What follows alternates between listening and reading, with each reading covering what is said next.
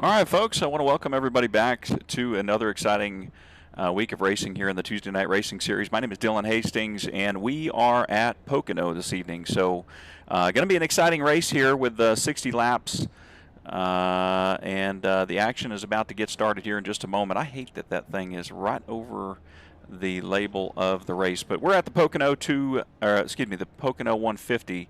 Again, we've got a total of 160 laps tonight. Track temperature right now is currently 92 degrees Fahrenheit. I don't outside, have to have a tail. outside So track. I'll let you know if I need one. I'll probably get one in the cost.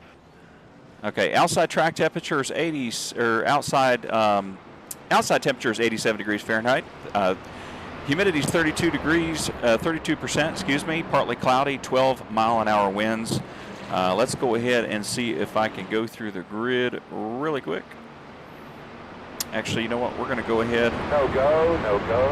We're going to go ahead and let these guys do another pace lap here as we get things situated here on my end. All right, so let's go ahead and give you guys the grid tonight.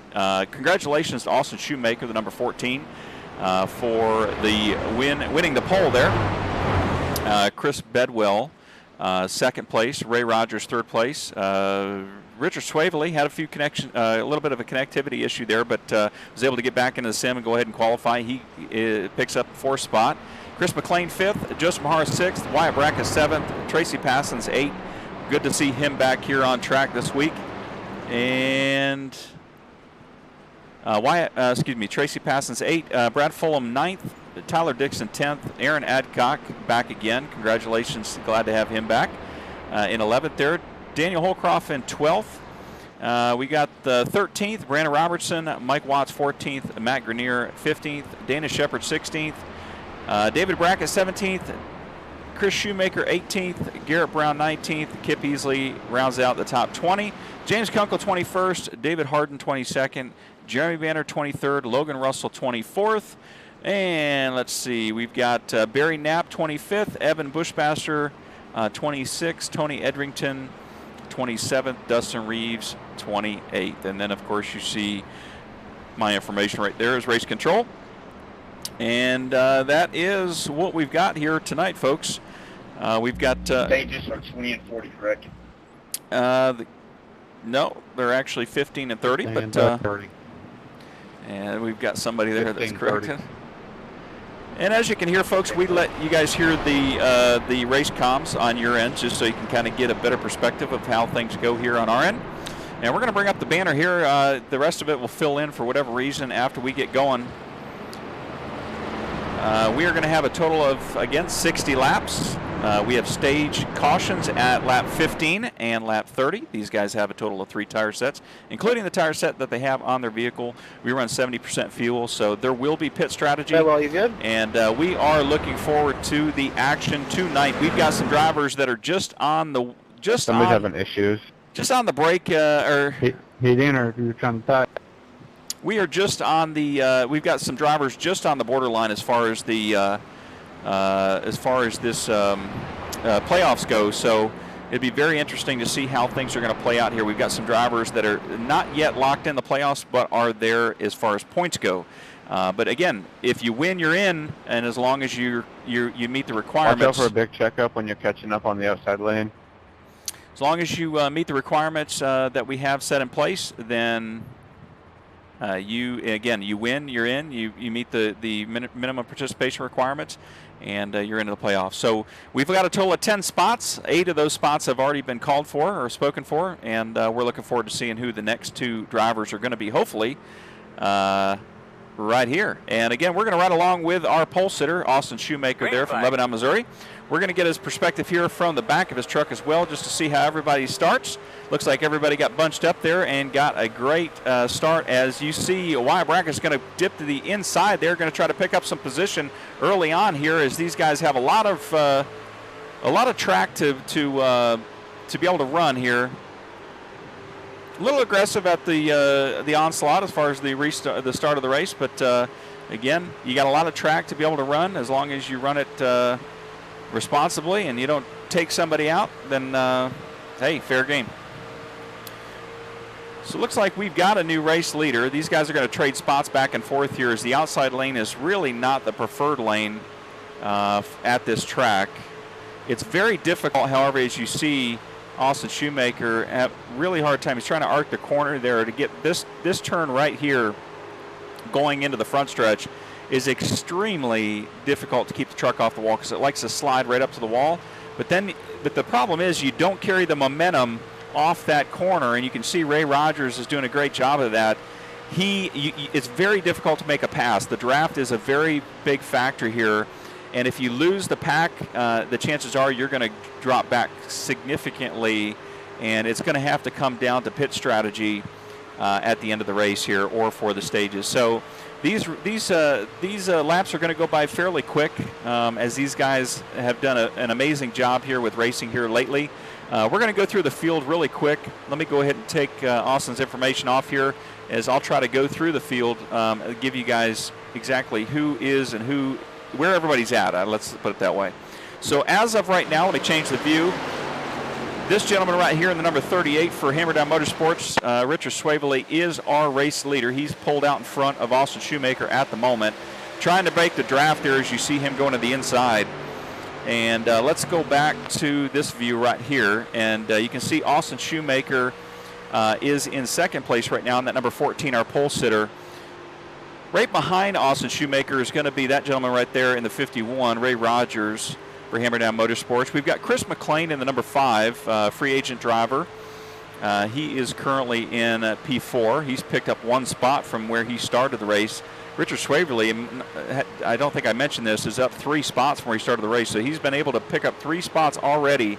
Austin Shoemaker losing 1 spot to have the race lead at the moment. So right behind Chris McLean is going to be none other than Joseph Mahar in the 46.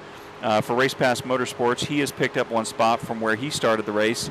Again, currently in P5. You got Wyatt Brackett right behind Joseph Mahar, currently in the P6 spot. Picked up 1 spot from where he started the race. That gentleman right there is the one that I had mentioned early on in the initial restart, where he kind of dipped to the outside to see if he could pick up some position going into turn 1, and it just looks like it didn't work out for him. He got reorganized there, or maybe he made some contact with somebody. Not 100% exactly sure why, but he did lose some position there. As he didn't lose position from where he started the race. He is up 1 spot from where he started, but he has not advanced any additional positions at this moment. So he's just kind of getting comfortable, getting set in turning these laps here. And then right behind that, the gentleman I mentioned before, which we haven't had the pleasure of having on the track that much this year for whatever reason, just hasn't worked out for him. But we're glad to have that number 53 of Tracy Passons back on the track tonight. Right behind Tracy Passons is going to be, is Mike Watts in the 53. No, I'm sorry, in the 84. I should know that. He races for Race Pass Motorsports, which is my team. So as you can see right there, a little bit of gap between Tracy Passons and Mike Watts, but Mike Watts is up 6 spots from where he started the race, currently in P8, Tyler Dixon is the gentleman right there you see in that fancy blue Toyota Tundra in the 54 truck. He is for White Lightning Racing, his team. He's the team owner, so he drives for that team currently. He's been working with 3F Racing for the rest of the season just because the rest of his team hasn't been able to run. So we're going to keep an eye on that driver as he's been very strong over the last few months, really, in the series. Some of the luck hasn't just played out for him, but he's definitely a playoff contender for sure. He's up 1 spot from where he started the race, currently again in P9. All right, right behind Tyler Dixon is going to be Aaron Adcock. Again, Aaron hasn't been here the last few weeks just simply because his work schedule hasn't worked out for him. But he's making a little bit of contact there with Tyler Dixon. He, in that 17 truck, doesn't look like there's any damage.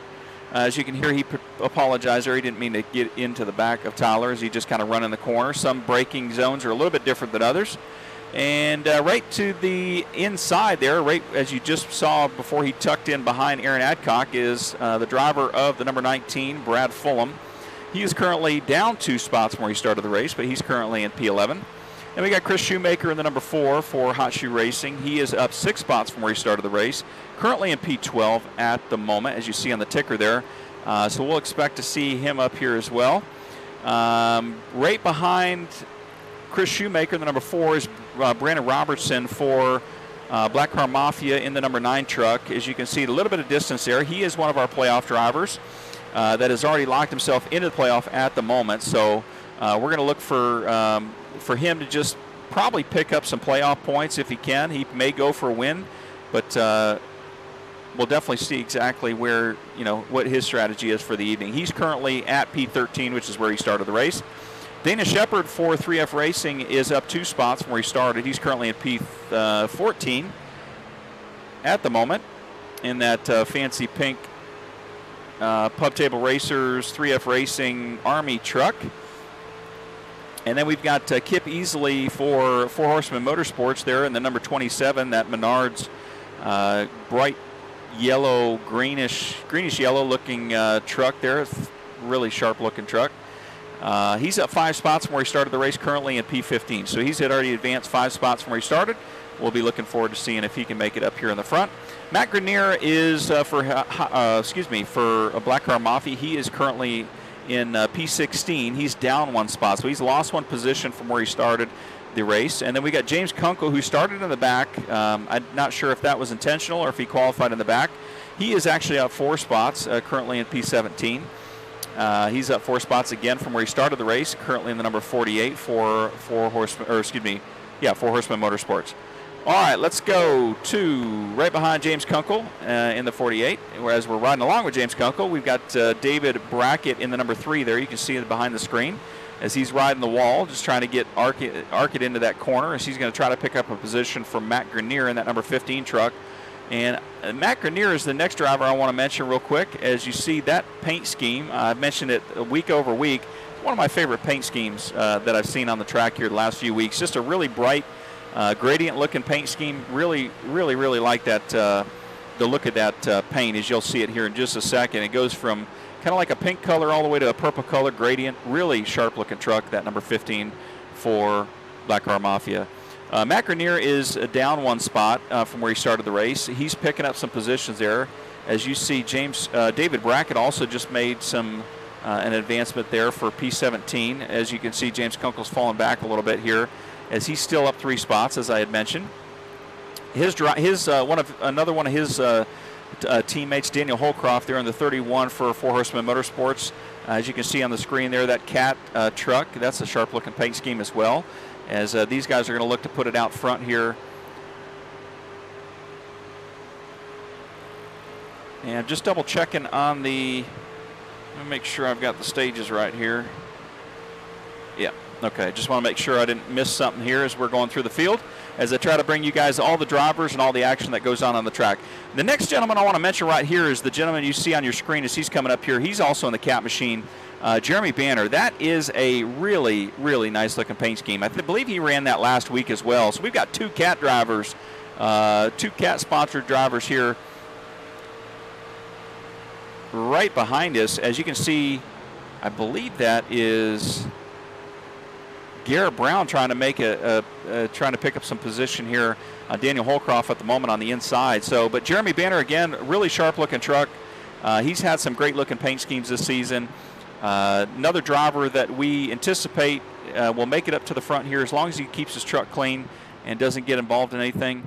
As we see, James Kunkel is going to come down here to pit road already and take a different pit strategy than everybody else, as the pits are going to close on lap 13. So because the stage ends at 15, the pits close 2 laps prior to the stage. So he's going to try to play that strategy, get out in front, as pit strategy is a very big deal here at this track. So let's go ahead and ride along with Daniel Holcroft. We're going to look back here. Daniel Holcroft, right behind Daniel Holcroft is David Harden there in the 34. He's up 2 spots. He's currently in P20.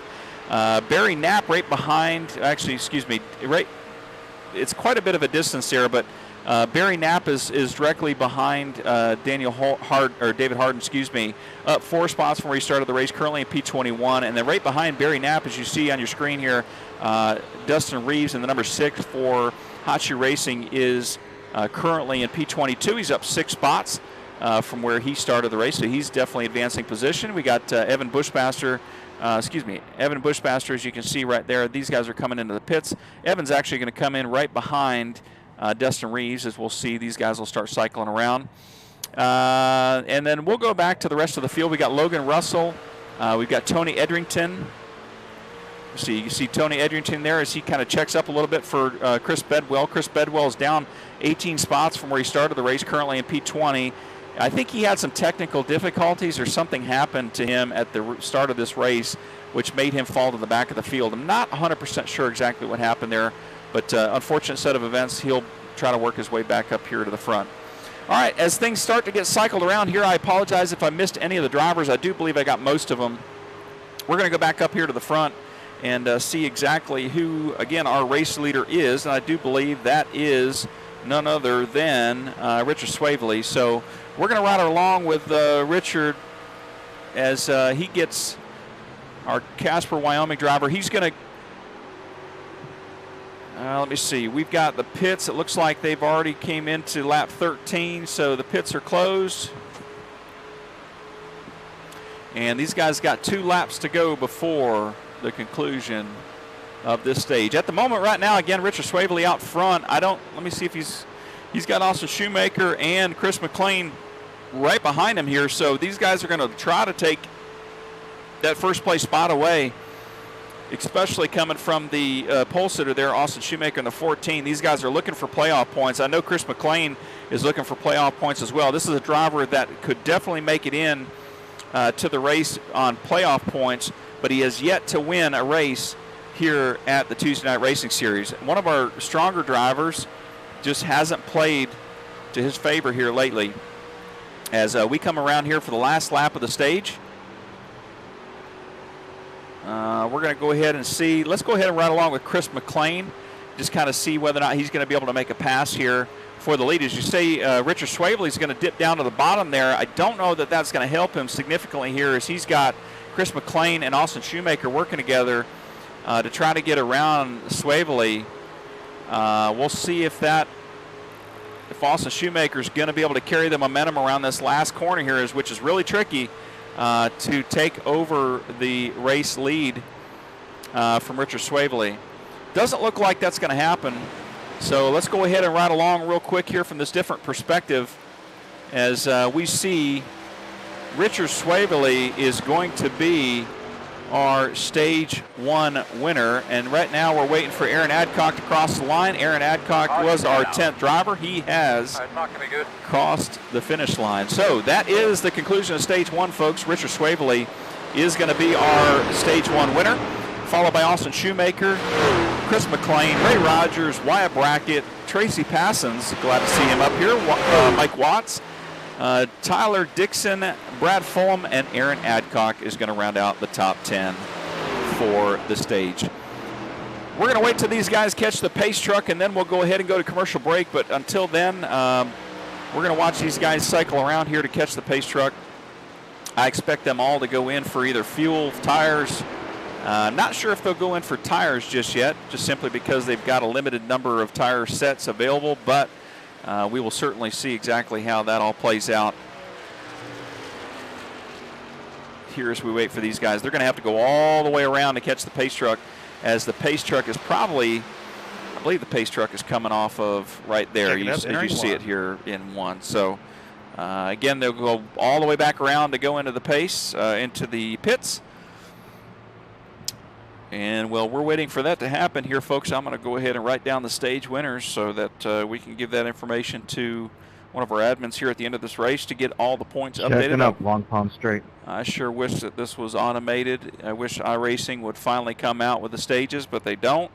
They haven't yet, and until they do, we're going to have to deal with it this way. I didn't see anybody run, or I didn't hear of anybody running out of fuel, so I guess that's a good thing.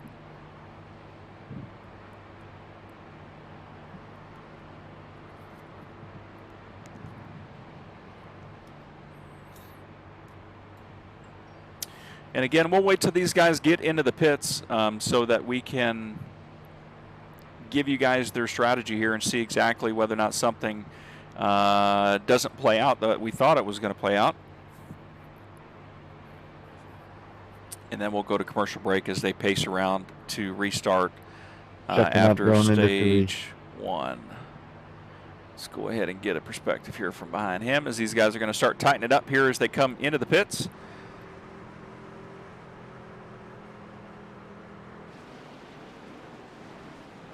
Try to give you the best angle we can here. See if I can zoom out a little bit.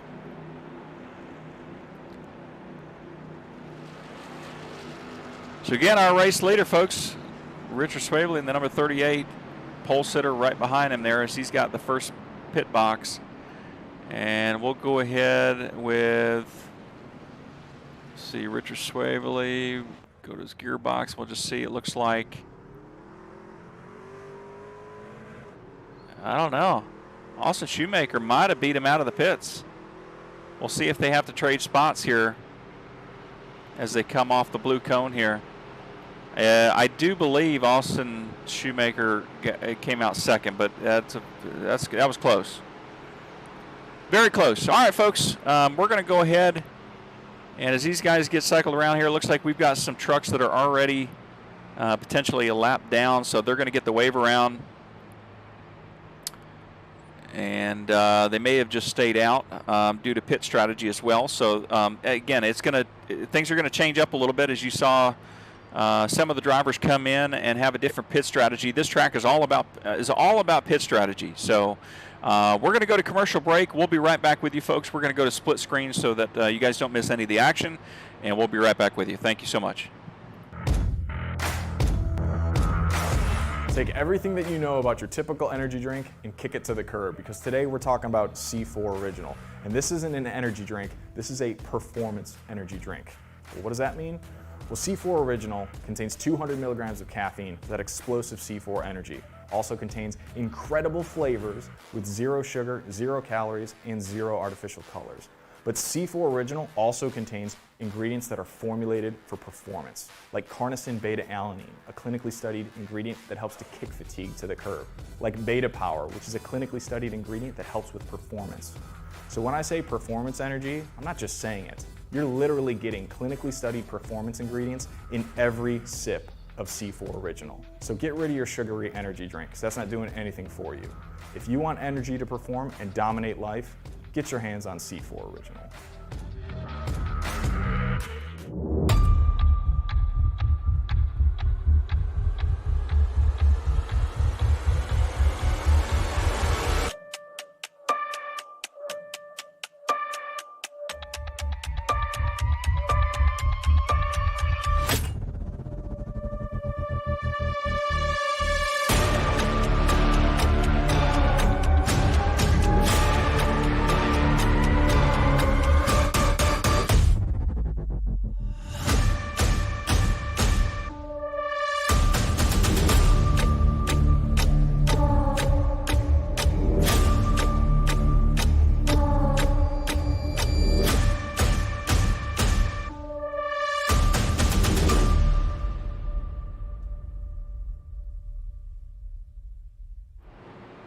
All right, folks, thanks again for your patience as we go through the commercial breaks real quick, and we get ready for these guys to kick off some more green flag racing as we see these guys get ready to get restarted. Chris Shoemaker is going to lead us off here on the inside, followed by Joseph Mahar on the outside.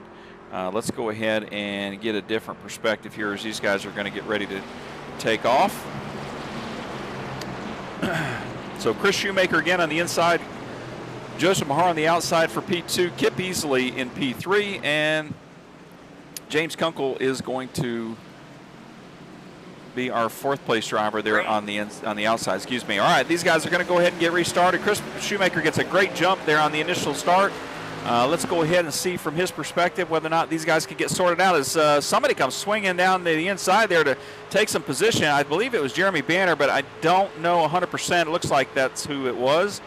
He tried to get down there to the inside as fast as he possibly could to get that better exit. It looks like Kip Easley is going to struggle. He's going to go up to the wall. He might be able to create a little bit of momentum off the corner, but these guys are trying. Again, you got to carry the momentum off the corner. As you'll see, Joseph Mahar is going to do everything he can to try to take this bus stop right here, or the tunnel turn, I believe is what it's called, as as he's going to see how he carries more momentum off the corner. Here he gets to the inside of Chris Shoemaker, and it looks like he is going to be able to make the pass for the lead, potentially, again.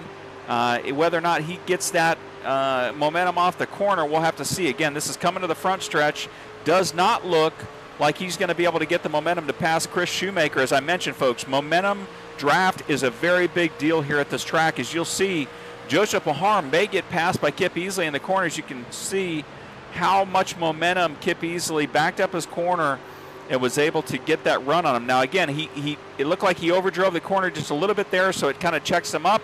There's going to be some separation between him and Joseph Mahar. He's not going to be able to make the pass, but a driver that is going to be able to make a pass here is that driver, the number 10, Garrett Brown. As you see, he's on the inside there, cuts it right in front of James Kunkel as he tries to bring it up the track and cut that or kind of arc that corner to carry the momentum as he comes in, as they come in here, till the final turn as they come to the front stretch here. As you can see, Kip Easley gets a great run off of this corner. He's going to be able to carry the momentum off the corner through the front stretch. He may be able to catch Joseph Mahar here for the second spot. It doesn't look like he's going to be able to do so at the moment. Let's go ahead and look in front real quick. As you can see, Joseph Mahar's getting a better run than Chris Shoemaker at the moment there in the number 4. He's going to peek to the inside. He's going to be able to carry the momentum around the corners. We got a new race leader of the 46 of Joseph Mahar. He's going to try to slide up. He's not going to be able to slide up here to the wall. As you can see, they're racing side by side here, coming into the corner, coming into the tunnel turn. Joseph Mahar's got the preferred lane here. He should be able to put it out in front of Chris Shoemaker. As you see there, he now makes the move as we have a new race leader, number 46 of Joseph Mahar there for Race Pass Motorsports. The number 4 is going to try to peek in the corner here if he makes a mistake in this corner. As you can see, it looks like the 46 of Joseph Mahar is overdriving it just a little bit as he slides up a little bit more than he wants to in that corner, but he's able to carry the momentum and continue to be our race leader.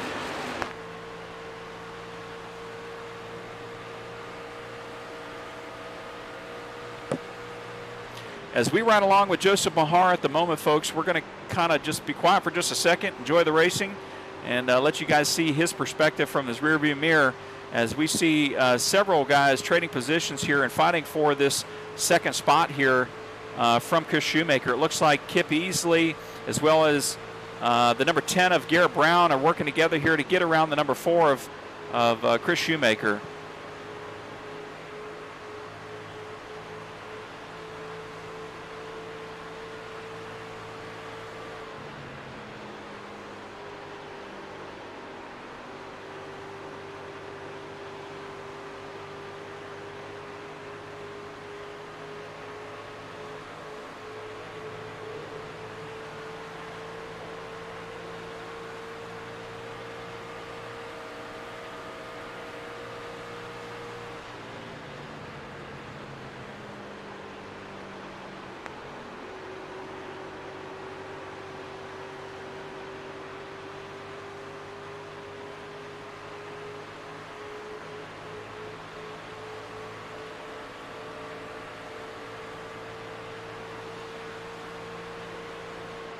Caution. What have you got? All right, looks like we have our first caution on the track. We're going to go back and see exactly what happened here in just a moment. Looks like Tyler Dixon, unfortunately, has crashed with Mike Watts, it says. Let's go ahead and see if we can see exactly what happens here with these two drivers. I didn't know you were underneath me. Whoop. Sounds like Mike Watts may have made a mistake here. Let's go in and see really quickly where this happens. Unfortunately, the camera switches right there, folks. His so car is going to be probably the middle of turn 1 when we catch it, middle of 1. Apologize for that here, but we're going to see if hopefully they come in. Oh, no, it's going to be back there. Let me see if I can change the camera view. Okay, let's Second go. up to the start of the long pond. Oh, straight. yeah. That's definitely going to potentially take the 54 out of the race. All right, let's go back really quick, see if we can figure out exactly what happened here. Looks like just a perspective of where everybody was on track. The 84 was running the outside lane. He kind of cuts down right in front of the 54, Tyler Dixon. That's going to put both of these drivers right into the wall. And unfortunately, it may end the evening for the 54 as well as the 84 for that matter here as things kind of get sorted around. That's an unfortunate set of events here for these drivers. Looks like the 84 was able to avoid anybody else as he comes back on track. The 54 is going to have to recollect himself and get back out there. He should hold the brakes right there so he doesn't slide up too far on track, but it looks like he may have already even blown his engine, so he's going to probably have to have it towed. Unfortunate set of events here for the 54 as well as the 84. Obviously not intentional, but the 84 will receive an email for that particular incident. We're going to be right back with you, folks. I'm not going to take you to commercial break. Just need to do the race control duties here. I'll be right back with you.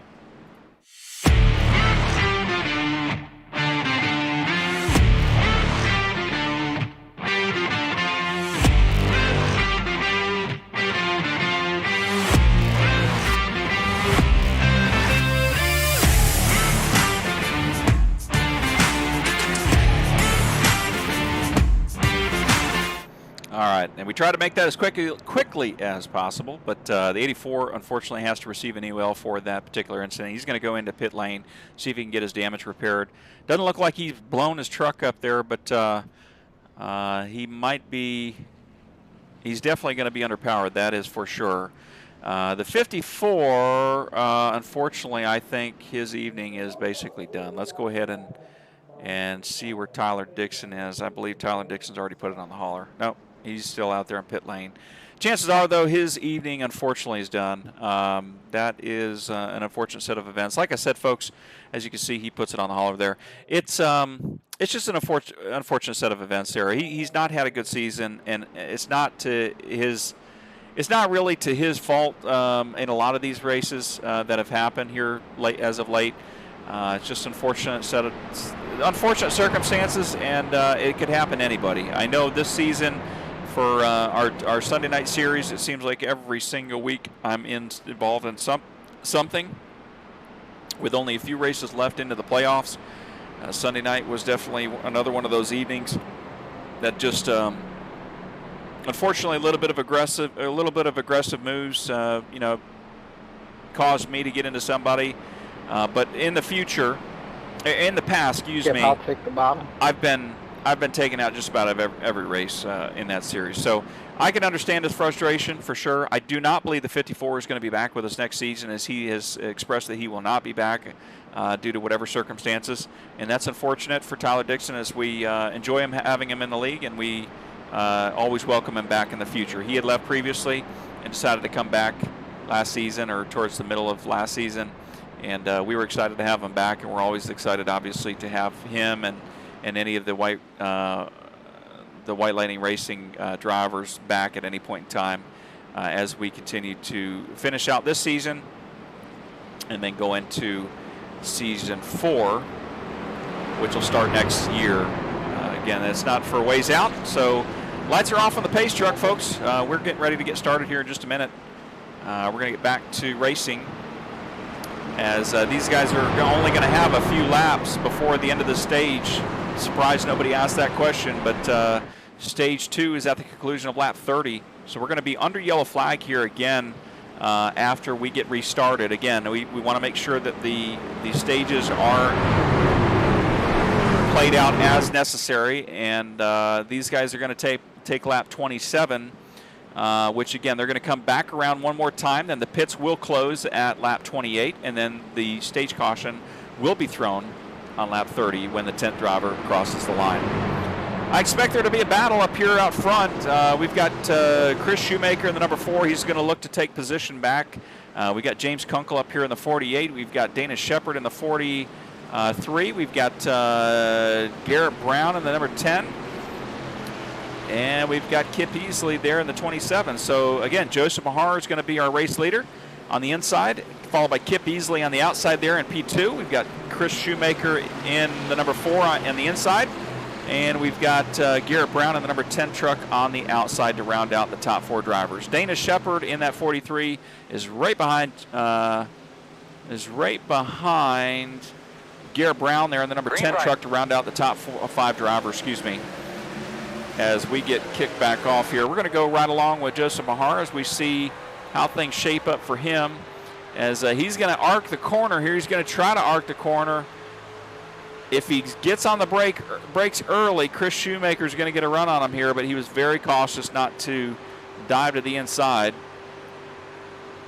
And it looks like everybody at the moment's kind of getting sorted out here.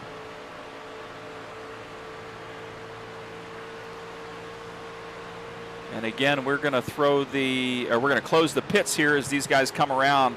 Chris Shoemaker gets a great jump there, gets a great run off the corner. However, he's going to have to check up for Joseph Mahar as he doesn't want to run into the back of that number 46 truck. But there we go. Chris Shoemaker gets a better run on the inside as he takes over the race lead at the moment. We'll see if Joseph Mahar has the momentum on the outside lane to retake the race lead as we see whether or not that happens, as you can see right there.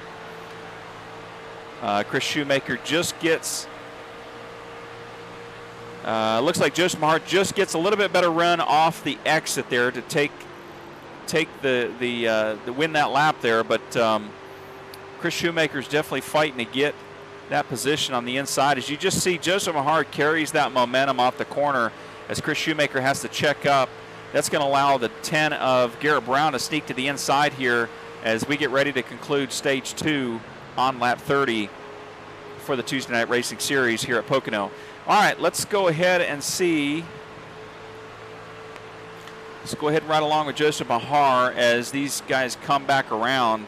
At the moment, Joseph's not really being challenged for position unless he makes a mistake here. He had a great exit there off that corner. Doesn't look like anybody's able to catch him at the moment, so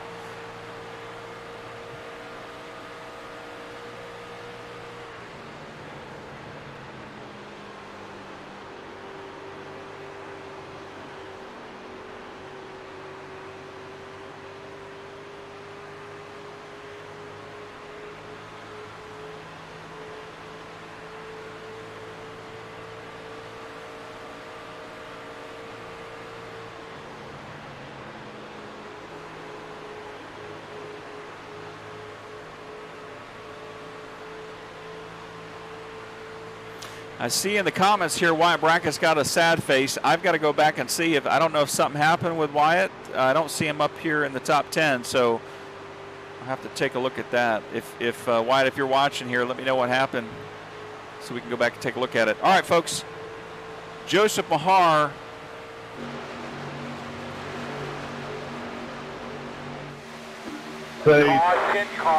has won the stage. How about water pressure, temperature right there? Looks like, I do believe, Joseph Mahar again is going to be our stage winner. Garrett Brown, second place. Chris Shoemaker, Austin Shoemaker, Richard Swavely, Kip Easley, James Kunkel, Jeremy Banner, Brad Fulham, and Daniel Holcroft is going to round out our 10 drivers who are going to receive stage points here. I apologize for the late delay there. I was just trying to figure out exactly what happened with Wyatt Bracken here. It says outside car tried avoiding the wall. Used me up when they stayed off of it. Well, that's unfortunate. I didn't see that incident either.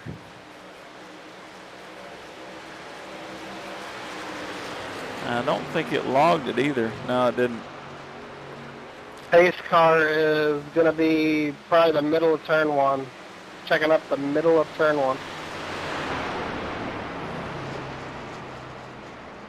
And as you can see, for those that can see the comments, Wyatt Brackett there in the number 33 just said he blew it up. So he must have hit either the inside wall, the outside wall, and blew his engine. Just like you saw the 54 there with the contact with the 84, he blew his engine. So again, folks, just unfortunate set of events. You never want to see that with any driver, especially this early on in the race. We're only halfway through the race, and we've only had one caution at the moment. But still, I mean, you never want to see anybody taken out of a race by another driver. But you know, it is racing, and that is what can happen.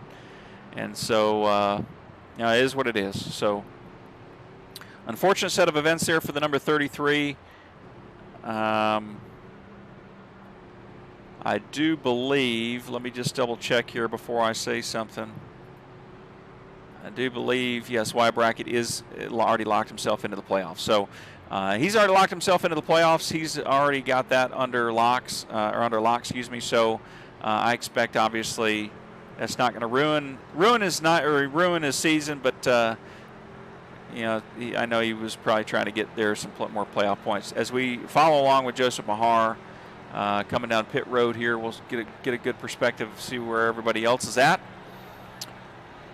And let's see. Give me just a second here. As we ride along with Joseph Mahar, we're going to switch over to Richard Swavely, or actually, excuse me, Austin Shoemaker, as he's got the last pit box on pit lane here. So we'll get a good view of those that are coming off pit lane with that separate strategy there.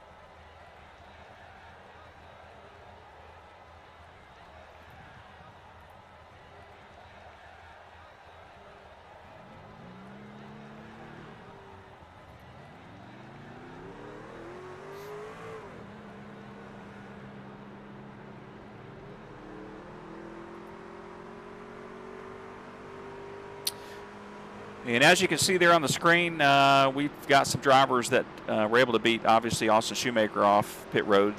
Austin came on pit road a little bit later there. James Kunkel is our new race leader there in the number 48. As the pace truck lights are still on the pace truck here as we wait for these guys to cycle around.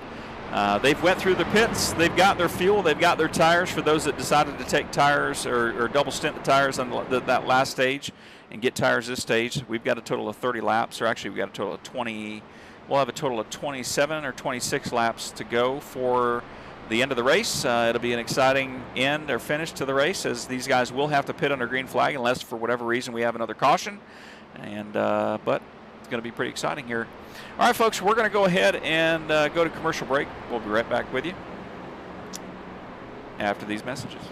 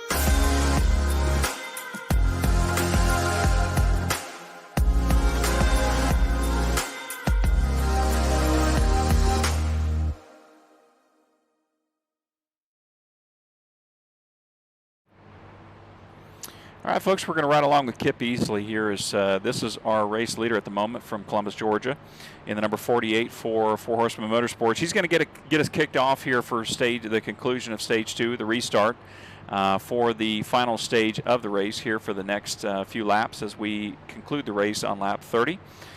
He has chosen the outside lane, as you can see there on the screen. Let me just real quick, let me hide that real quick and go to a different view.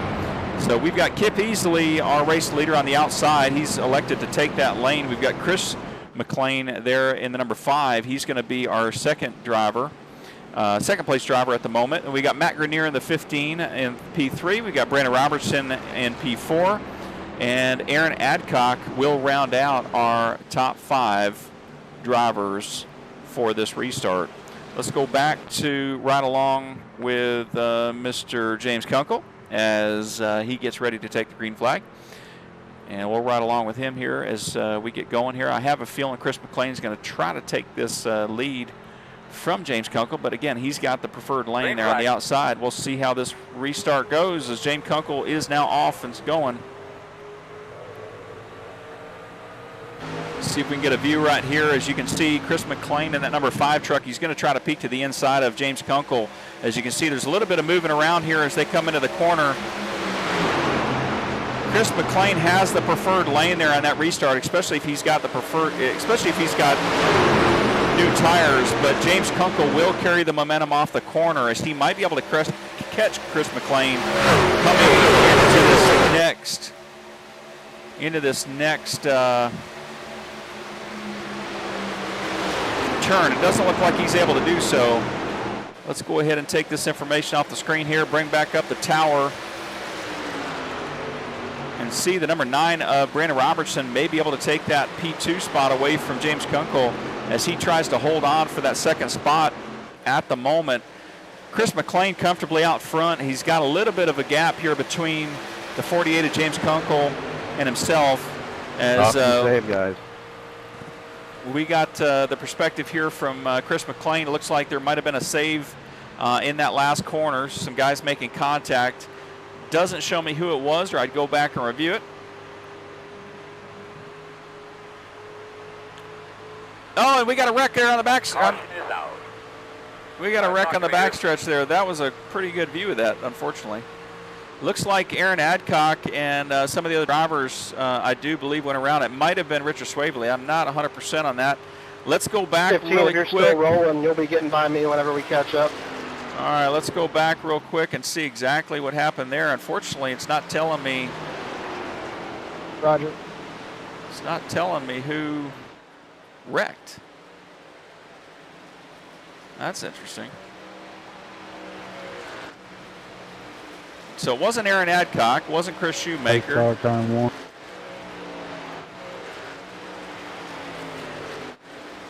Huh. Well, let's, unfortunately, I'm going to have to rewind this, folks. Thanks again for your patience as I do that here, as we try to figure out exactly who this incident was involving. It looks like it might have been a little bit further back.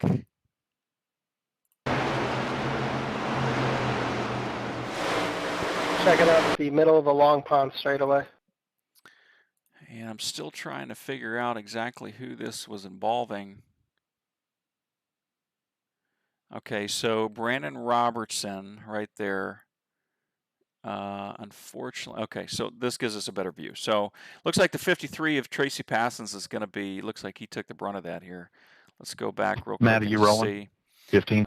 So it looks like the 53 of Tracy Passons, Yeah, as well as the 9 of Brandon Robertson and the 48. So the 48 right, looks says like you're he supposed to be in has front of me, to.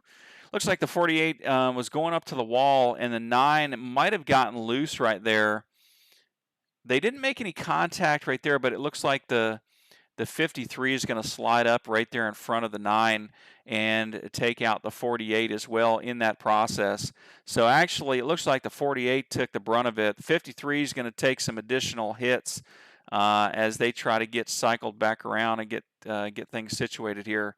But that, unfortunately, is going to fall on the responsibility of the 53. Hopefully, that other driver right there misses him. Man, Daniel Holcroft just gets by the 53 as you see him spinning there on track. So, again, folks, the 53 looks like he just slid up, was trying to make it to the wall. He did not know, probably, that he had 2 drivers on his inside. And that is just a result of that situation here as you see the 9 going into the pits. We're going to go ahead and go to live conditions. Not sure why that's not full thing here, and let me see, the 53 Tracy Passons, as you see, he's coming into the pits to get some damage repaired. He's going to start in the back, but we are going to have to just confirm that end of line penalty there for him. But folks, I'll be right back with you. I'm not going to take you to commercial break, just going to go ahead and put you on pause here for just a minute. We'll be right back to the racing action here in just a second.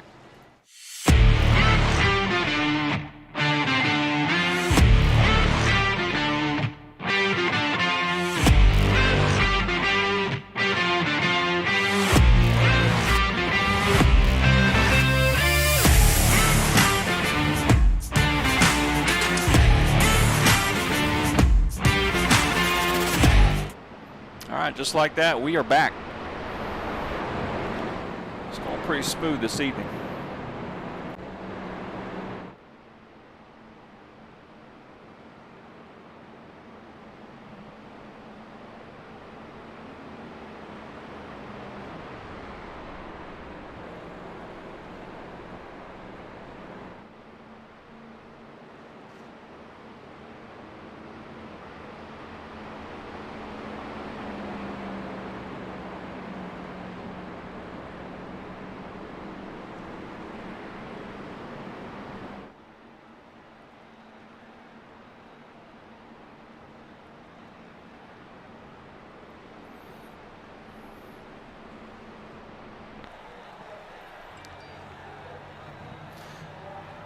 we're just going to wait to get restarted here, folks. As you see, the lights are off on the pace truck now.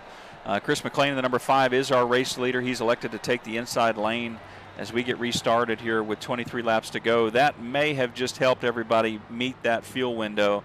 Not 100% on that because I don't know what the fuel window is here, but it's going to be real close. So you can hear these guys saving fuel. They're shutting the trucks off. They're punching in the clutch. They're riding the clutch as they come around the corners. They're shutting the trucks off to try to save fuel, as you can hear. Chris McLean starting it, restarting it. They're going to have to save all the fuel that they can to try to make this race here to the end, as it's all going to come down to fuel strategy. They've got tires. They probably got one more tire set in the pits to try to see if whether or not they can stretch it here for a late stage caution. There might be another caution here at the end of the race. We never know. That is the strategy a lot of them are going to play here, because tires are going to be a factor. However, pit strategy in some cases is a little bit more important than tires at the moment. So it looks like Chris McLean is elected to stay out on the track, maintain his position as the race leader, and just try to save as much fuel as he possibly can as he comes around here to take the green flag. So they are coming back here to the green flag here, folks. Again, Chris McLean on the inside is going to be our race leader. Aaron Adcock, however, the number 17, is going to be our second place driver there on the outside. And so two friends are going to be racing out here for the lead. We've got Chris Shoemaker in the number 4 on the inside and in P3, and then we've got Richard Swavely in the 38 up here on the outside in P4, followed by Joseph Har in the 46 and P5. That rounds out our top 5 drivers as we see these guys get restarted here. The 17 is going to get a lot of momentum here. Great restart there for the 17, as we're going to see if he can carry the momentum around the corner as these guys are shuffling for position. They're trying to get it to that outside wall to be able to arc this corner and get enough momentum off the corner just to continue. So the 17 and the 5 at the moment dueling it out here for the race lead. Looks like the 5's just got more momentum off the corner as they come into the tunnel turn here. 17 may try to peek to the inside of the 5 here to take the race lead, but it looks like nobody at the moment is going to be able to catch the 5's momentum off the corner. But the 17 is going to stick right behind him here as they try as the 17 of Aaron Adcock tries to pick up that race lead.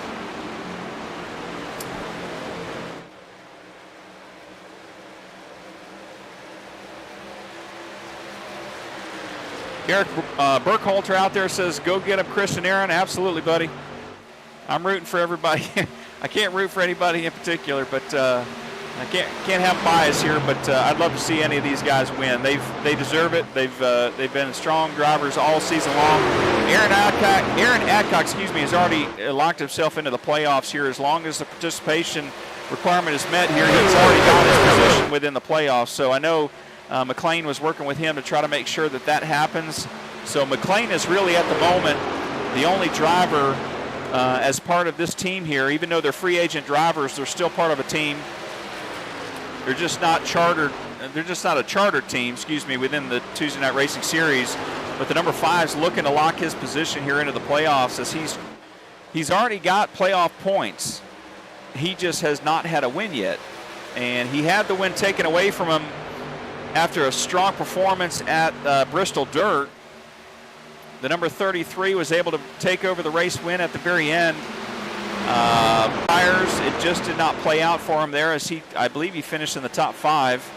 But again, it's just one of those things that has plagued him there, it's whether it's pit strategy or late stage incident that's just taken him out of contention here. So at the moment, he's very comfortable. Looks like he's got a good lead out front here. So 17 is more than likely going to probably help him make sure that the 38 doesn't get by the 17.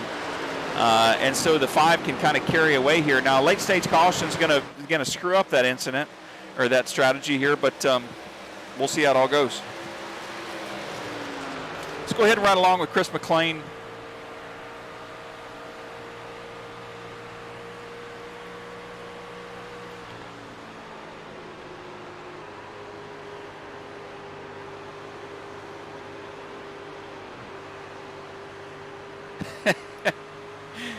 Oh, Dawn out there, Dawn Easley out there says, hey, Easley, what happened to second? Laugh out loud. That's funny. I'm glad you're tuning in, Dawn. All right, so he is up in seventh place, though, at the moment. So let's go ahead and check on that driver right there of the number 27, Mr. Kip Easley. He was up there in the top two. You're right. He was up there in second place, but I think he's just buying his time at the moment. I think he just wanted you to stay tuned in to the action and make sure that you saw him pull it up from the 7th position to the 2nd position here to pull off a win. So we'll see how it all goes as these guys are wobbling around here as the 46 trying to get by the 38. Richard Swavely there. That was a pretty aggressive move as we see the 46 is trying to make it work. Unfortunately, that's going to mix him up a little bit. I do believe you probably did take that picture, I'm assuming, because it didn't look like he had a selfie stick. But you did a good job, though. You did a good job. Thank you.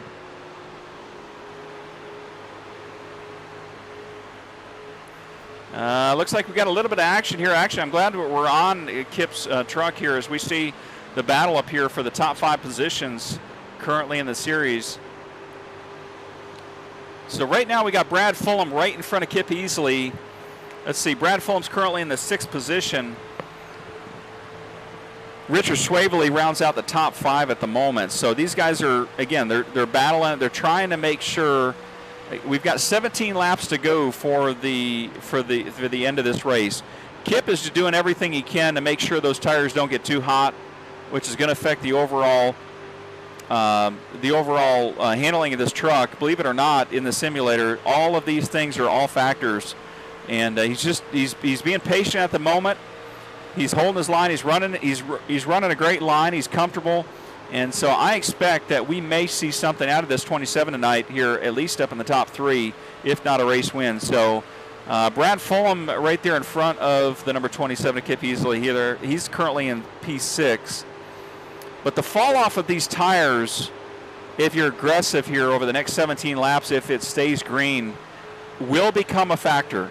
And as I see some of the drivers up here in the front that are running a little bit more aggressive lines, it looks like he absolutely has a top 3 truck. And you can see right there, you see exactly how much difference that makes as you see him pass the 19 like he's standing still of Brad Fulham there. Brad might not get the clear on the outside as it looks like he does. That's going to allow him to cut the corner here in this tunnel turn and just carry the momentum to catch and get right behind that 38. As the 38's been a little aggressive on those tires, that heat might become a factor. And as you can see, Chris McLean at the moment in the number 5, I think the 17, again, folks, this is all about strategy and all about teamwork. And the 17, I believe, don't quote me on this, but the 17 is going to do everything he can to keep his teammate out there and his friend in the number 5 truck out there up front tonight and not let these other guys get by him. So I am pretty confident of that. I would do the same for my teammates. It looks like Chris Shoemaker was able to get around the 17, but Joseph Mahar is going to have to fight, as well as the 38 is going to have to fight for this position. As you see, the 17 is not going to go quietly there as he's trying to put a block on the 46, but the 46 just carries the momentum off the corner as they do not make contact, but man, they drove it hard into the corner, which is going to allow the 38, the 27 to maybe park it up here in the top 5 for the last few remaining laps of this race.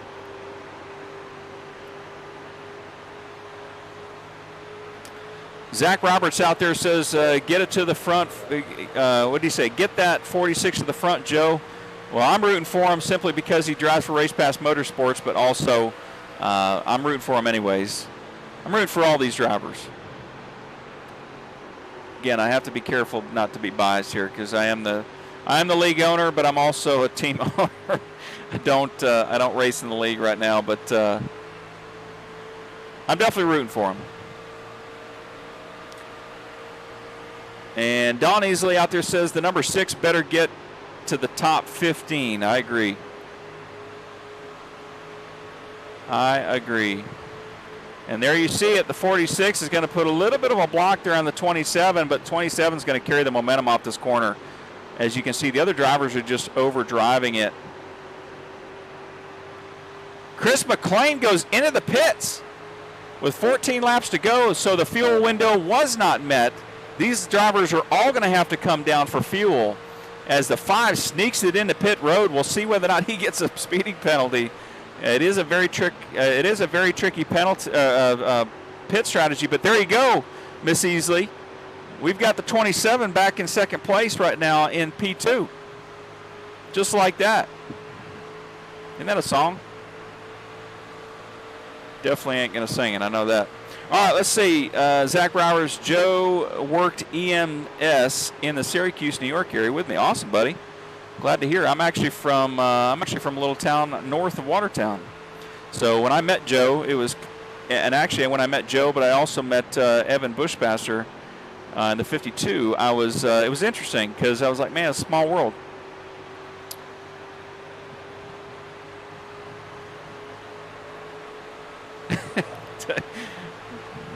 Oh, and just like that, Don, he loses P2. So, but he's still in P3 at the moment. So we're not going to give him the broadcaster curse here, as they say. They tend to say if you're on a driver long enough here, then they may wreck out. So let's go ahead and click off Mr. Easley.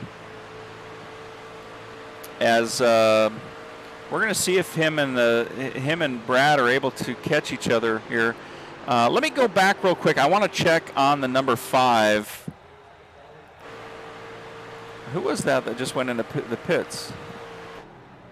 So the 52 is coming out of the pits. David Harden's coming out of the pits. Aaron Adcock is now out of the pits. Everything's going to start to cycle around here as we see, because Joseph Mahar, Aaron Adcock, Richard Swavely, and Chris McLean are all going to be our top 5 drivers as things cycle around. Unless, folks, one of these other drivers here has played the strategy right and has enough fuel for the next 11 laps. Because if that is the case, it's going to be a bummer for these guys because they're not going to be able to catch them. This track is too big, too wide, too spread out, and they're not going to be able to catch them. Now, we're going to stick on McLean at the moment as he was our race leader prior to all that. But there's definitely a battle going on back here from 16th to 19th with these previous race leaders. As you see, it looks like Easley's coming off of pit road right now with fresh tires and fuel. So that's a great pit stop for Easley, because what that allowed him to do is go in and get fuel. He might have just took fuel only. If he just took fuel only, which you can see him getting past here, if he took fuel only, he got out in front of Chris McLean. But as you can see, he was not able to maintain the lead right there. And again, he's not leading the race at the moment. I'm looking at the perspective of when everything starts to cycle around here, as we see, because these were the race leaders. I want to go real quickly to the pit strategy. Let me go ahead and bring up this other TV view so you guys can see the other drivers racing.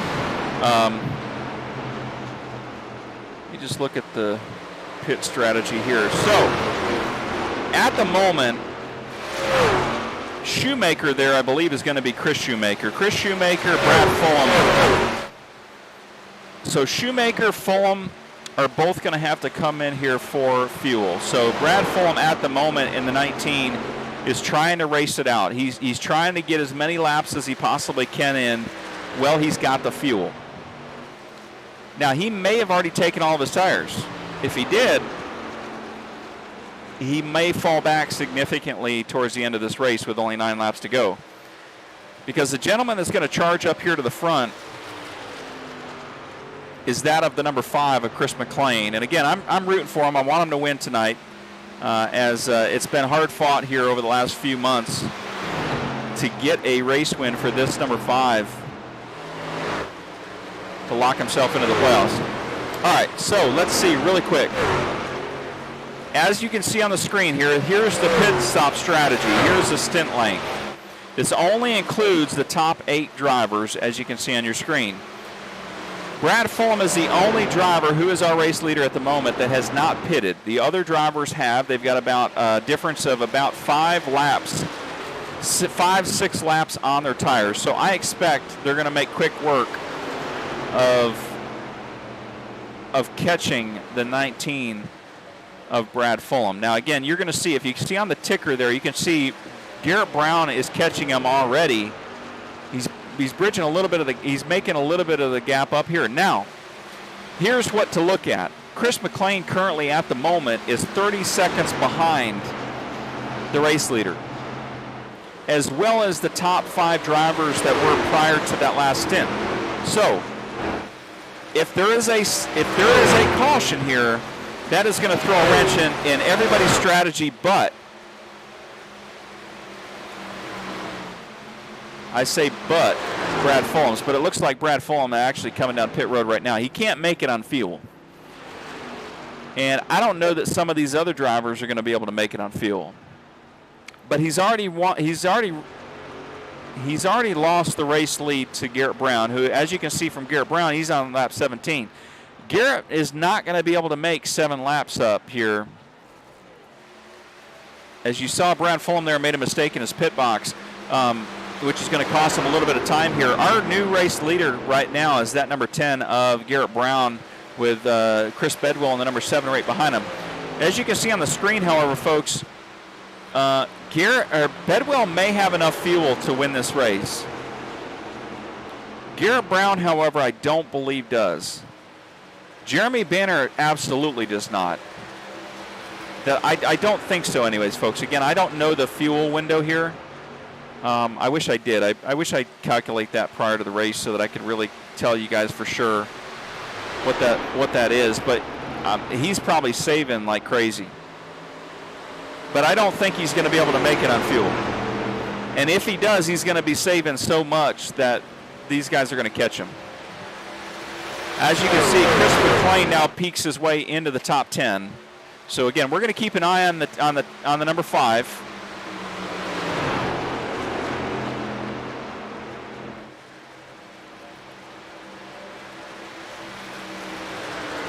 The number 5 and the number 48 are making ground right now. That is for sure. I want to check really quick again. Does the 48? Let's see. See, the 48's not shown on my screen, which I wish it would. I can't see the stint that the 48 has right now on his tires. Yeah, the 10 is definitely saving fuel significantly. And so it's not showing me the 48's stint length at the moment. That's going to make a big difference here, because with 5 laps to go, I'm not sure that these guys are going to be able to make it. But again, I may be wrong. I mean, I may very well be wrong.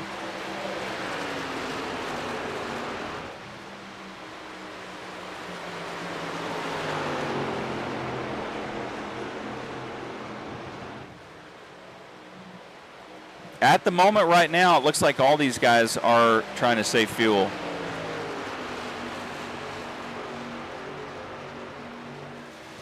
As we creep down, folks, to 4 laps to go, this is anybody's race here in the top 10 at the moment. This is anybody's race. Actually, it could be anybody's race in the top 15. And so we're going to keep it on the race leaders at the moment. We want to see if Garrett Brown, Bedwell, Austin Shoemaker, Daniel Holcroft, we want to see if these guys have enough fuel to be able to make the win.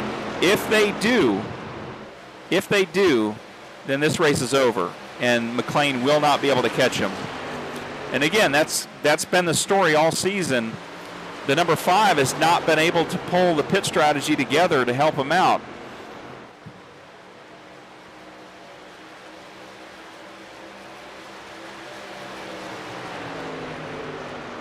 Oh, and it looks like, thank you, Eric, on that.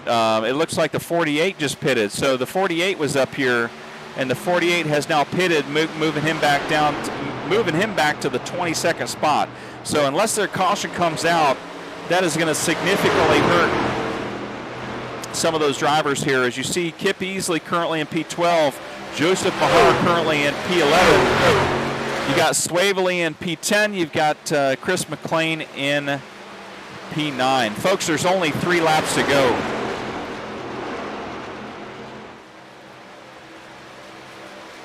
These drivers right here, I'm not sure are going to have enough fuel.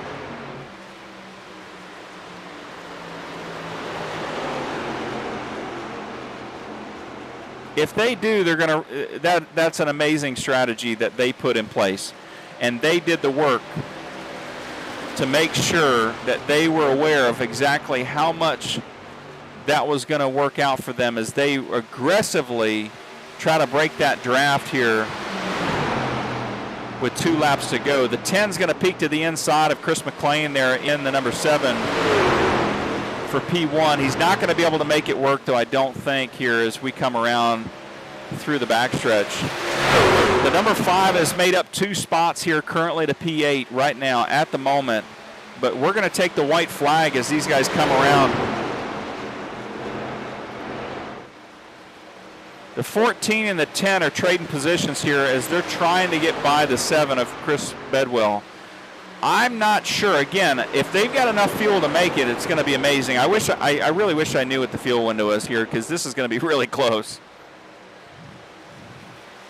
The way that they're racing at the moment, it appears that they have enough fuel to make it around. So we are under white flag conditions here, folks. This is the white flag. This is the end of the race. Chris Bedwell in the 7 is currently our race leader, but you've got the 14 right now battling for position to take the race win away from the number 7. If the 7 loses fuel, the 10 is going to make the pass. If the 10 runs out of fuel, the 14 is going to take the win. We've also got Daniel Holcroft up here for Four Horsemen Motorsports in the top 5, as well as Brandon Robertson. What a phenomenal race for these guys tonight here. As you see, Dustin Reeves also currently P6. Folks, our race winner, who's pulled off an amazing pit strategy here tonight, is none other than Chris Bedwell in the number 7. Now, again, they haven't crossed the finish line yet, but it appears Chris Bedwell is our race winner. That is what pit strategy. That's how pit strategy comes into play, folks. That's when Bedwell. And that's how good luck with you win a race. Donor. As you heard, they're kind of chuckling around a little bit here because they're going to run out of fuel. And you can hear Garrett Brown also is out of fuel. Funny. Good job, Rich. Pulled the wrong strategy out, Rick. Another one sneaks by the number 5, Chris Bedwell. Or excuse me, of Chris McLean. As you can see, the 14 is trying to push the 7 up here to the front stretch. The number 4 is out of fuel. Their carburetors. No doubt. That's the only reason I didn't go in. Thank you, Austin. I think I'm out now too, though. Damn it. I got you. Hold on. What's going on, Race? What's going on, buddy? All right, there we go, folks. They've pushed him to the front. They've pushed him into the pits. Thank you, James. And that is our race leader. He's not going to be able to burn it down, folks, because he's run out of gas. And I knew it was going to be close. But Yeah, what a good one, Chris. What a phenomenal race here as these guys played it out and were able to put together the strategy here to pull off the race win. Another race win for 3F Racing and the number 7 of Chris Bedwell. All right, we're going to go to a commercial break real quick, folks. We're going to be right back with you. We're going to bring these guys in here to hear it from them as far as the strategy, how it all worked for them, how they were able to pull it off, and, of course, we'll be right back with you.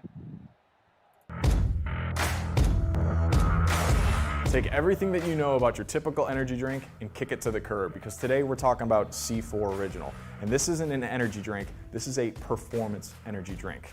Well, what does that mean? Well, C4 Original contains 200 milligrams of caffeine for that explosive C4 energy. Also contains incredible flavors with 0 sugar, 0 calories, and 0 artificial colors. But C4 Original also contains ingredients that are formulated for performance, like carnosine beta-alanine, a clinically studied ingredient that helps to kick fatigue to the curb, like Beta Power, which is a clinically studied ingredient that helps with performance. So when I say performance energy, I'm not just saying it. You're literally getting clinically studied performance ingredients in every sip of C4 Original. So get rid of your sugary energy drink, because that's not doing anything for you. If you want energy to perform and dominate life, get your hands on C4 Original.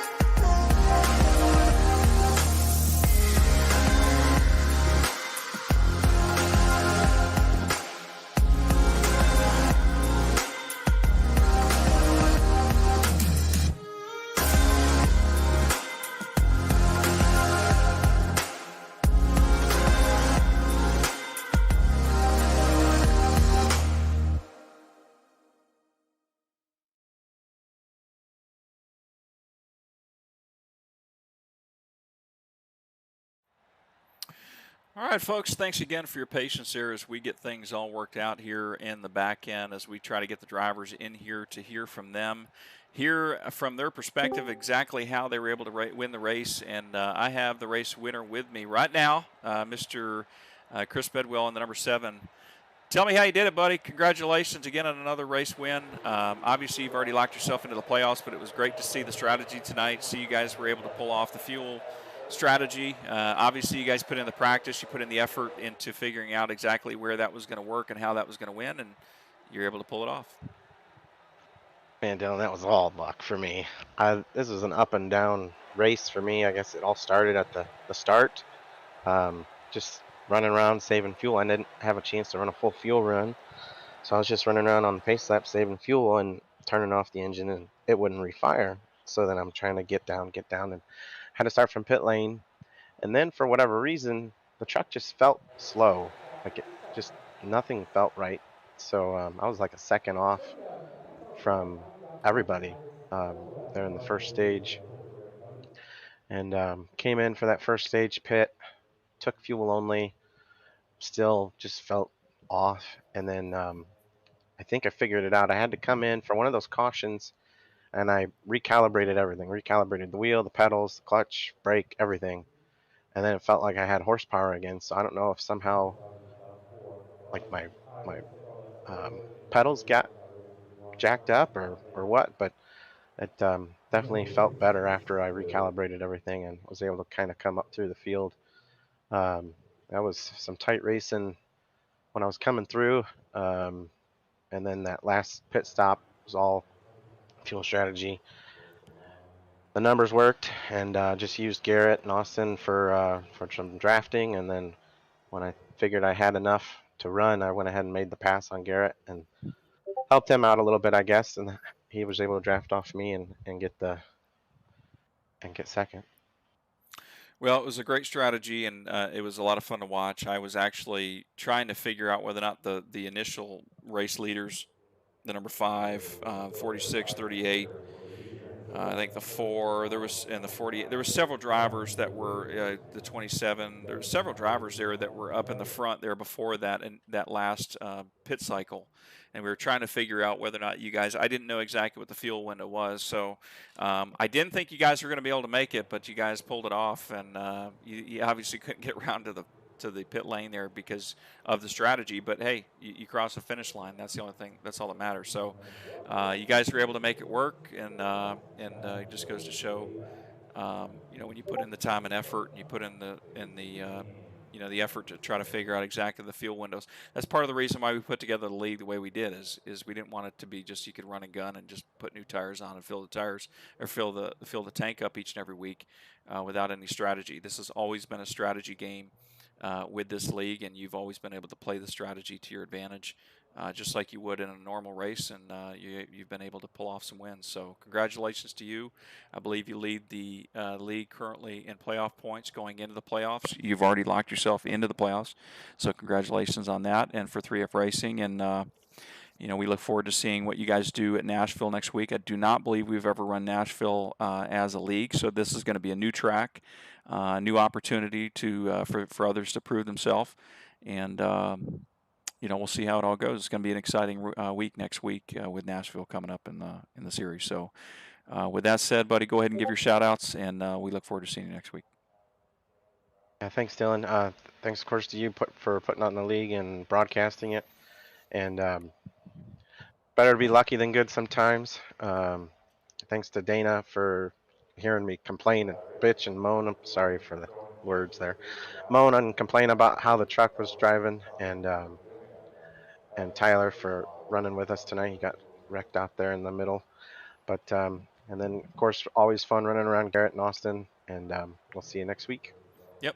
See you next week, buddy. Yeah, it was a fortunate set of events for the 52 is it the 54 or 52? 54, I believe. 54. Yeah, 54. Tyler unfortunately got mixed up in that incident there with Mike Watts and ended his evening. But we look forward to hopefully seeing him out there next week. And again, thanks again, and we look forward to seeing you next week at Nashville. Thanks, Dylan. You have a good night. See you, buddy. You too. All right, folks, that is our race leader. Let's go ahead and bring in our second place winner there.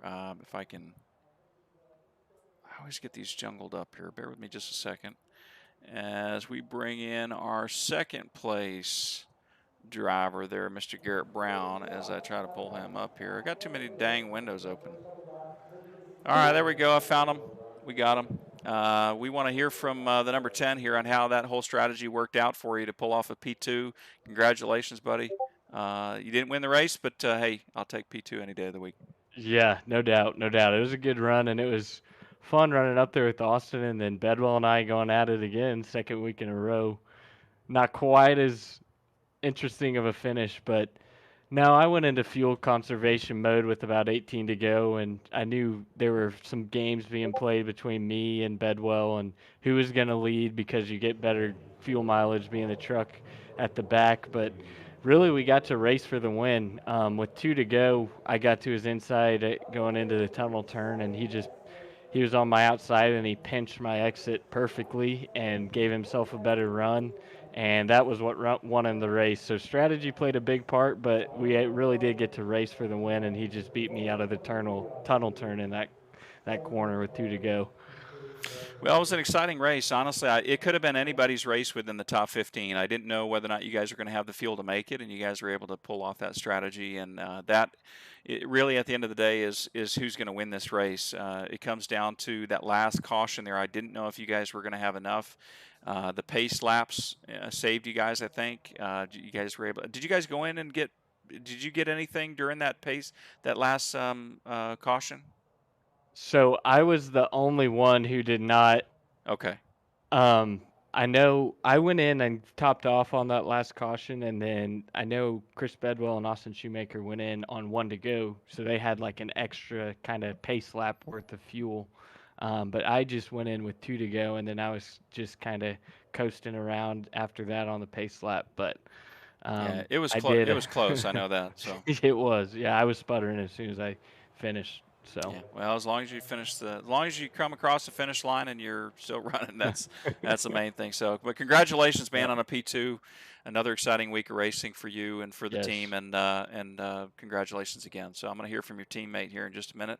Yep. And we look forward to getting him up here in the booth here in a second. So congratulations, man. Thank you. Yep, great night for the team.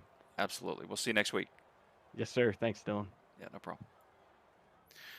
All right, folks, we're going to hear from the next gentleman, his teammate, actually, as you heard me mention, Mr.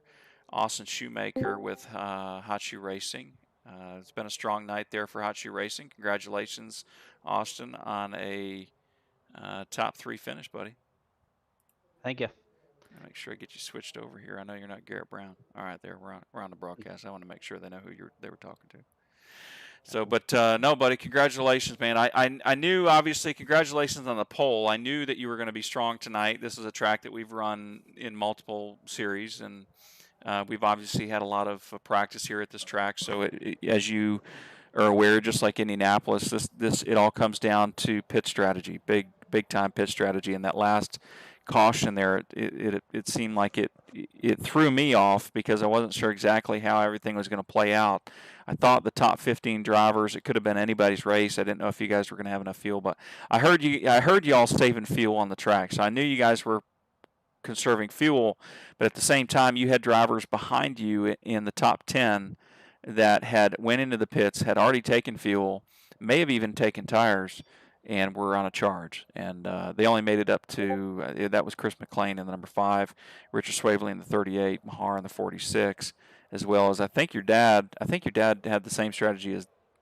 No, your dad was in a different strategy. I'm trying to see the thing cycle around here to figure out who's in. I think your dad ended up finishing in the back. Yeah, he did finish 21st. So, but all around, man, it worked out for you guys. You were able to pull off the strategy, and that's what got you out here into the front. So congratulations. Yep, Obviously, you're another driver that has already locked himself into the playoffs. So this really comes down to points for you guys, and so I think actually. Yeah, Bedwell also was already locked in the playoffs, so we still have 2 spots open for the playoffs, which could very well come down to points, not wins. So we'll have to see how that all plays out. Yep, with Chris Bedwell and Garrett Brown being on the same strategy as me, I knew we were all racing for a win since we all already had a playoffs clinch there. So I knew we'd have to clutch down the stretch. I didn't know if we'd be able to get there or not, but I think I saved a little too much there at the end. I knew I was about the same speed as Bedwell there, but once he decided to go, I couldn't catch him. So it was a good run, though. Yeah, this is a tough track, too, to be able to catch somebody and bridge that gap. Once they get out in front, even with a draft, it's really hard. So, but all around, buddy, congratulations on a P3. Nashville's next week. I look forward to seeing you guys there. We've never raced there as a series, so it's a very interesting track, to say the least, and we'll see how everybody does. So it'll be exciting to see where everybody ends up next week. But congratulations on already making it into the playoffs. Now it's just a matter of just kind of getting the points, getting the playoff points as much as you possibly can, and we'll see you next week. Yep, looking forward to it. Thanks, Dylan. All right, buddy, no problem. All right, folks, you have heard it from all 3 of the top 3 drivers here for tonight's race at Pocono, the Pocono 150, and it was an exciting race all around. We only had, I think, 3 cautions all around, which did play into some strategy at the very end of the race, especially. Really great stage finishes for a few of the drivers. They had some really strong finishes. I know Richard Swavely was able to pull off the stage 1 win. I believe Joseph Mahar finished the second stage as the stage winner. And all around, again, don't quote me on that because I'm not 100%. I don't write the things down, which I probably should after all this time. And all around, just a great race. I see Tony Edrington is in the chat there saying, wow, one of my first top 10s. Congratulations, buddy, on a top 10 finish. I want to give a big shout out to Tony Edrington on a P7 finish. I want to give a big shout out to Dustin Reeves in the 6, who one of his stronger finishes this season. Big shout out to the 31 of Daniel Holcroft this season. One of his better finishes this season as well. So we've got at least 3 or 4 drivers in here that have had a rough season, to say the least. I mean, it's not anything necessarily that they've done to make that a bad season. They've just got mixed up into certain things, and it's all just played out into the way it has in the season. That's why we love the seasons. That's why we love running in the leagues and things, is anything can happen, and it's anybody's race. And so that's really how we love to put these things on, and how it all tends to work out for us. So with that said, it's just it's really great to see the racing that goes on here. It's a very level playing field. And all these guys have great talent and have just done an amazing job with what they've been doing there on track. All right, real quick, I want to go through the final grid as we saw who the top 10 drivers were there, but I want to finish out the race here with the final results. Excuse me, not grid. And let me make sure I'm hitting the right buttons here. I do believe I got it here. So we've already heard, obviously, from Chris Bedwell, Garrett Brown, Austin Shoemaker rounds out the top 3. Daniel Holcroft, P4, Brandon Robertson, P5, Dustin Reeves, P6, Tony Edrington, P7, Chris McLean, P8, Richard Swaveley, P9, Joseph Mahar, P10. That rounds out our top 10 as far as the drivers go. Aaron Adcock just outside the top 10 there in P11. Ray Rogers, P12. Kip Easley, P13. Brad Fulham, P14. Tracy Passons, that late race incident there, still was able to pull off a top 15 finish there with a damaged truck. So congratulations that he was able to get back up here and compete for that P15. Dana Shepard, P16. David Harden, P17. Barry Knapp, P18. Let's see. Matt Grenier, P19. Jeremy Banner was the last truck on the lead lap that rounds out the top 20 drivers there in P20. Chris Shoemaker was a lap down in P21.